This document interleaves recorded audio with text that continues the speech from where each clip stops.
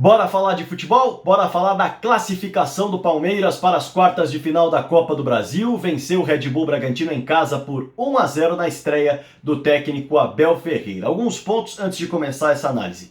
Primeiro, deixa seu like, vou ficar muito contente. Deixa seu comentário depois de acompanhar o vídeo. Inscreva-se no canal e, se você quiser, seja membro, eu vou ficar muito contente. Outros dois avisos. Primeiro, nos últimos vídeos me falaram que eu estou usando isso aqui de forma invertida.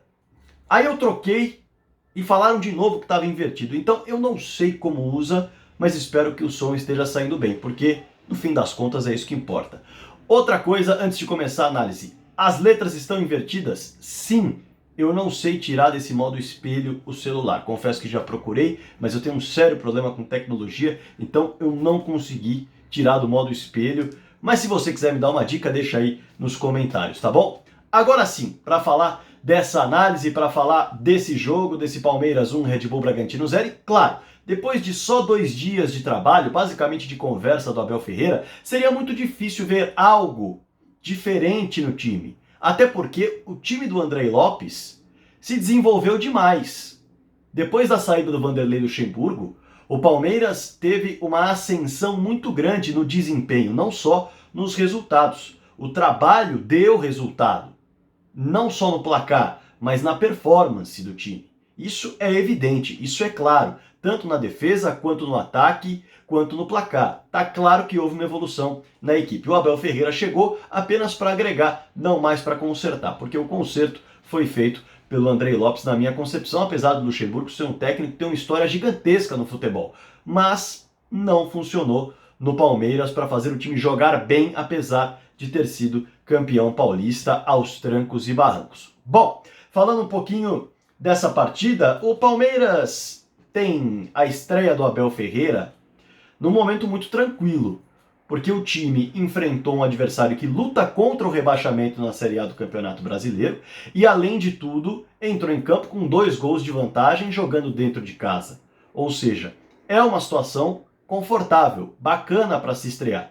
E o Abel Ferreira trabalhou em cima do que o Andrei Lopes vinha fazendo, ou seja, o time manteve a sua formação, manteve sua ideia de jogo, manteve a sua constância e regularidade, e assim o fez durante todo o jogo, por isso conseguiu o resultado positivo. Eu trouxe algumas anotações aqui, e essas anotações, eu acho que elas elucidam alguns pontos em relação ao que foi essa partida. Para começar, o primeiro tempo, de fato, foi o jogo. Na segunda etapa, o Abel Ferreira fez alguns testes, que eu vou explicar, e a equipe do Red Bull Bragantino não conseguiu chegar ao gol do Palmeiras. Assim como não conseguiu no primeiro tempo, apesar de ter pressionado bem a saída de bola alviverde. E olha só, com essa marcação mais alta, o Palmeiras com um bloco mais médio, a equipe do Red Bull Bragantino dificultou a transição ofensiva do Palmeiras. Não 100%, porque o time foi fatal quando teve a oportunidade. Mas o Red Bull Bragantino conseguiu atrapalhar para que a bola não chegasse tão limpa nos pontas ou até nos meio-campistas. E por isso o Red Bull teve até mais posse de bola durante metade do primeiro tempo, pelo menos. Mas não teve eficiência com essa posse de bola. Não teve agressividade com essa posse de bola. A agressividade parou na roubada. Por quê? Porque o Palmeiras teve agressividade na retomada da bola. O Palmeiras teve agressividade na travada da jogada. E o Red Bull Bragantino conseguiu basicamente no primeiro tempo 4 lances importantes. Um chute de fora da área do Lucas Evangelista. Um chute de fora da área do Arthur. E 2 cruzamentos na área sem a chegada do ponta ou do lateral na linha de fundo, mas ainda atrás da grande área, antes de chegar à grande área, ainda na intermediária, pertinho da linha lateral, aquele cruzamento que vai para frente e depois toma a curva, que é um cruzamento mais fácil até para o zagueiro tirar, porque ele é mais distante. Na linha de fundo acaba sendo mais complicado. E não teve como chegar na linha de fundo, porque o Palmeiras marcou muito bem novamente, o Palmeiras funcionou, o Palmeiras não teve a sua, digamos assim, dificuldade de travar o adversário, como teve contra o Atlético Goianiense, por exemplo.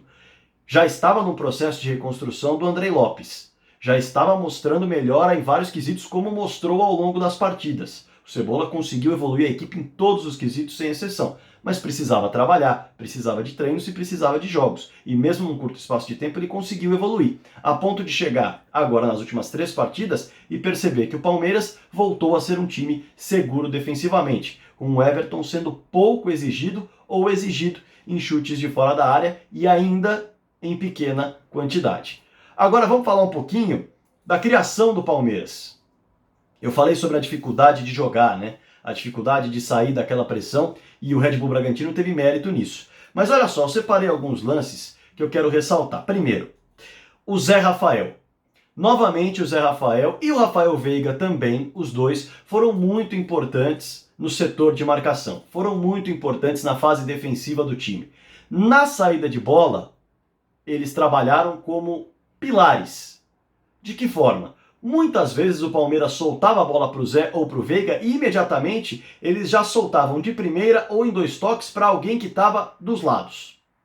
Com qual objetivo? O marcador chegava, o time já soltou a bola para cá, ele soltava para a lateral e o time ia ganhando campo. E o Palmeiras foi fazendo isso com alguma frequência. Mas, quando o time chegava na frente, os dois também chegavam. Não só nessa jogada rápida de meio campo, que muitas vezes o Red Bull Bragantino travou. Quando o Palmeiras chegava à frente, eles chegavam. E um exemplo foi aos 9 minutos, quando o Zé Rafael aparece na esquerda para finalizar de pé direito. Por quê? Porque o Palmeiras cria a jogada da esquerda para a direita e o Zé aparece justamente nesse corredor. Você já percebeu que o Zé muitas vezes trabalha a bola com Vinha? O Zé já foi autor de passe para gol do Veiga pela esquerda, o Zé já foi autor de passe para chute do Lucas Lima na trave, e mais uma vez o Zé aparece nesse setor, com o Palmeiras construindo a jogada da esquerda para a direita e depois fazendo o cruzamento perigoso que chega no Zé Rafael e ele bate para fora. E é isso que eu quero ressaltar. Mais uma boa partida do Zé Rafael, muito mais defensivamente do que ofensivamente, até porque o Palmeiras não buscou tanto construir diante de um adversário que estava louco pela bola e ainda por cima tinha mais obrigação de ir para cima do que o Palmeiras, que tem um calendário sem pausas e por isso trabalha de uma forma mais defensiva nessa partida, na minha visão. Bom, esse é o destaque em relação ao Zé Rafael. Um outro destaque importante, um automatismo do time do Palmeiras que começa a aparecer com muita frequência desde o início do trabalho do Andrei Lopes e se repetiu na partida de hoje. Os laterais que estão avançados, passando para o meio, sendo opções de meio campo, para quê? Para puxar a marcação e os laterais buscarem o fundo. Quer um exemplo? Wesley e Rony, em um dado momento do jogo, aos 14 minutos, eles simplesmente juntos vão para o meio campo. Eles se aproximam e aí o Vinha e o Menino têm espaço. Nessa que os laterais conseguem espaço para jogar, eles afundam. E o Palmeiras busca a jogada com o Gabriel Menino, não com o Vinha naquela oportunidade. E o Gabriel Menino cruza de onde? Da linha de fundo. Ele cruza já da linha da grande área. Nesse cruzamento, o Wesley recebe e não consegue finalizar. O grande problema foi a lesão do Wesley nessa jogada. De fato, uma lesão que preocupa, uma lesão que a gente ainda não sabe qual é a gravidade, mas o lance foi feio, ele colocou a mão no joelho algumas vezes, mancou demais, fez um gelo danado. Bom, não dá para falar em gravidade, então não tem por que também ficar fazendo tempestade em copo d'água. Mas o Wesley é o driblador do time hoje. E preocupa muito o Abel Ferreira se de fato ele não estiver à disposição para as próximas partidas. Enfim, esse automatismo apareceu em diversos momentos nos últimos jogos e mais uma vez apareceu nesse exemplo que eu trouxe. Felipe Melo jogando como volante, protegendo a zaga em grande parte do jogo e principalmente passando um pouco mais a intermediária para travar o homem de criação na saída de bola do Red Bull Bragantino. Luiz Adriano e o Veiga marcavam a saída de bola observando. E quando a opção de passe do meio era o Claudinho, o Felipe Melo se adiantava a linha, para quê? Para morder o jogador se ele recebesse a bola. E quase sempre ele não recebia, porque é muito difícil um zagueiro optar pelo passe no meio, com Luiz Adriano e Veiga à frente deles, e além de tudo o Felipe Melo na nuca do jogador de passe. É muito difícil. Por isso o Bragantino muitas vezes teve que criar pela lateral e praticamente não conseguiu jogar pelo meio. Porque quando o time chegava na lateral, o Palmeiras com o Zé Rafael, com o Veiga e também com o Felipe Melo travavam aquele meio-campo, empacotavam o meio-campo e não permitiam que houvesse um dinamismo. E isso funcionou muito bem, algo que o Palmeiras já vem fazendo também. O Felipe Melo à frente conseguiu dar essa maior mordida, essa maior intimidação tática no adversário, tem funcionado bem e é um ponto a se ressaltar. E quando o time vai à frente, o Felipe Melo também tem um bom passe longo, apesar de não ter funcionado hoje, como funcionou no último jogo contra o Red Bull Bragantino, que o Wesley fez um golaço depois de um baita passe do Felipe Melo, mas ele tem boas inversões de jogada e importantes inversões de jogada, assim como ele está conseguindo chegar até mais à frente a ponto de finalizar, e foi o que aconteceu aos 19 minutos. O Felipe Melo pega a sobra de um cruzamento do Rony, depois de um passe do Matias Vinha. Olha só, isso é muito interessante de falar. Por quê? Porque o Matias Vinha, ele está crescendo de uma forma que muita gente não imaginava há algum tempo. O Vinha se atrapalhava, o Vinha não sabia onde estava em campo muitas vezes, essa era a sensação que a gente tinha. Ele parecia estar sempre tendo que correr porque não estava no lugar certo, e agora cada vez mais o Vinha parece estar no lugar certo. E esse foi um dos exemplos do Vinha ajudando no ataque. Detalhe, o Palmeiras marca o seu gol com um passe dele, e eu vou chegar lá. Antes disso, já falei um pouquinho do Felipe Melo chegando à frente para chutar, de fora da área, criando perigo, sendo mais um jogador à entrada da área, dependendo do momento do jogo. E eu vou falar agora também do Luiz Adriano. Porque o Luiz Adriano merece uma menção honrosa, já que ele tem aparecido demais, tanto no momento de defesa do Palmeiras, quando ele persegue o zagueiro, quando ele tira a opção de passe no momento em que a bola vai para a lateral e obriga o jogador a tentar um passe mais complicado, o que faz com que o time perca a bola com mais frequência, além do que ele tem participado demais da construção do jogo. Olha só, detalhe para esse lance. O Verón rouba uma bola e aí, na verdade, o Luiz Adriano rouba uma bola no meio-campo e aí ele percebe o Verón adiantado. Nessa de perceber o Verón adiantado, ele solta essa bola para o Gabriel Verón, que serve o Rony, e o Rony chuta para fora. Numa jogada de velocidade, numa jogada de transição, numa jogada em que o time rouba a bola do adversário com ele desorganizado. E o Palmeiras, mais uma vez, consegue fazer isso. Já fez em todos os outros jogos. A transição ofensiva, esse contra-ataque rápido de 5, 6, 7 segundos, tem sido trabalhado diretamente com o Andrei Lopes, é visível e tem funcionado. Não à toa, no último jogo, o Palmeiras fez 2 gols dessa forma. Em relação ao Luiz Adriano no gol, eu quero destacar tanto ele, quanto o Vinha, quanto o Rony, quanto o Verón. Vamos lá. Olha só. O Verón, mais uma vez, ele consegue roubar essa bola, num lance parecido. E nessa esperteza de roubar a bola, ele localiza o Rony num passe fantástico. Nesse passe, o Rony recebe pelo meio, e aí o que ele faz?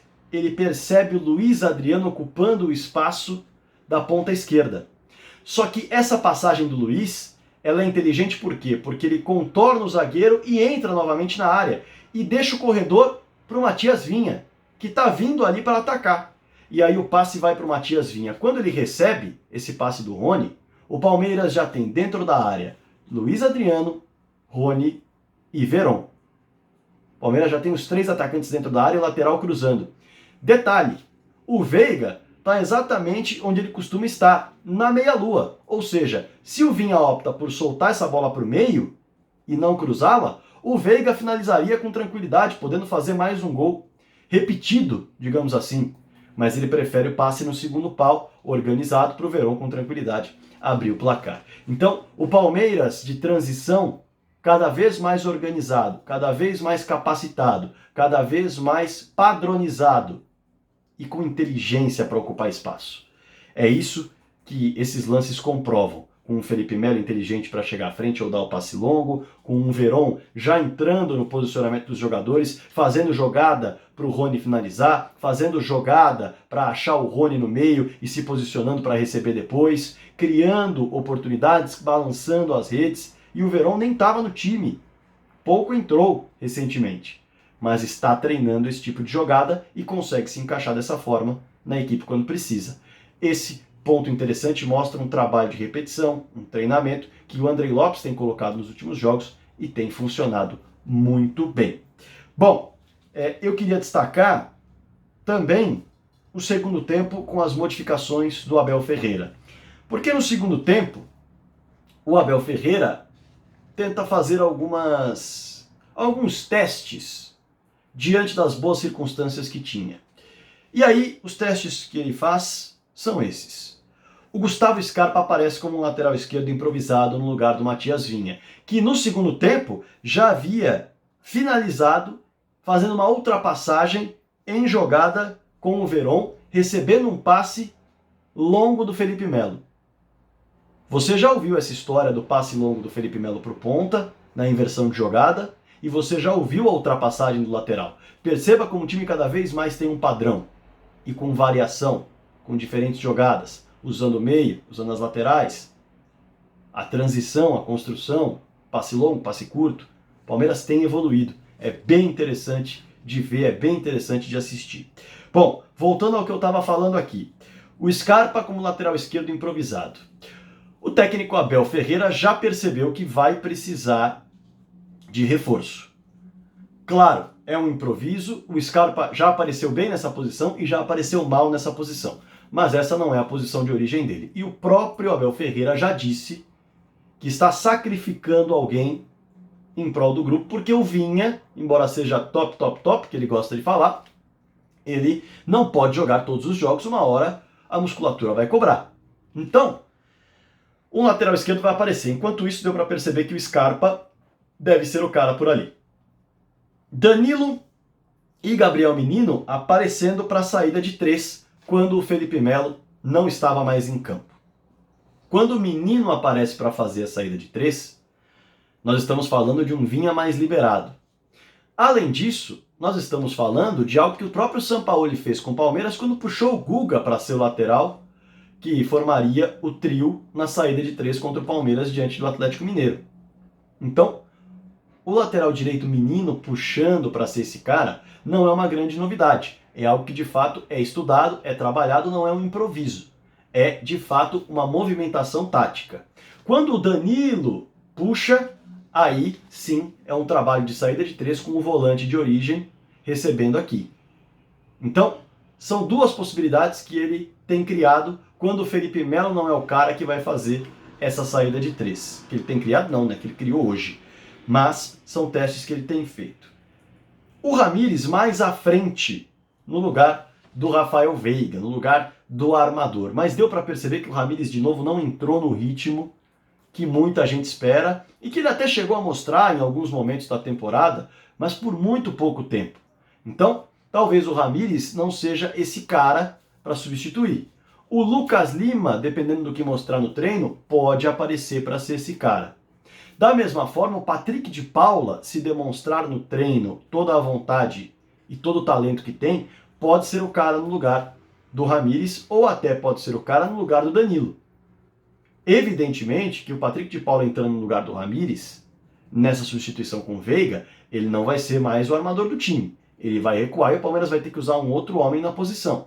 Mas ele tem qualidade para ser um dos homens de meio campo. Ele pode jogar por ali. O Lucas Lima talvez seja a opção para o Rafael Veiga. Mas o Ramires, se não pegar no tranco muito rápido, eu acho que vai perder o bonde.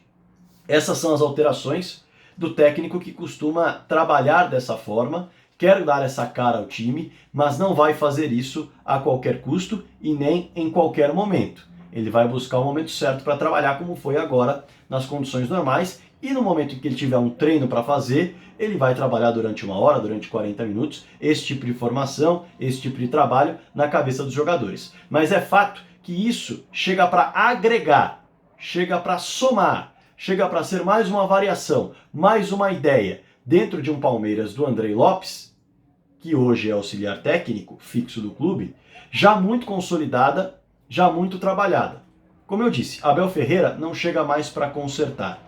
Agora, ele de fato chega para agregar. Quando ele vai conseguir agregar de fato, porque não há tempo para treinar, nós não sabemos. Mas ele vai tentar. E pelo que ele deu a entender, uma formação que usou, com um modelo de jogo, com um esquema tático, com a postura da equipe, ele vai seguir por muito tempo o que vinha dando certo com o Andrei Lopes. Bom, essas foram as pontuações em relação a essa partida do Palmeiras diante do Red Bull Bragantino.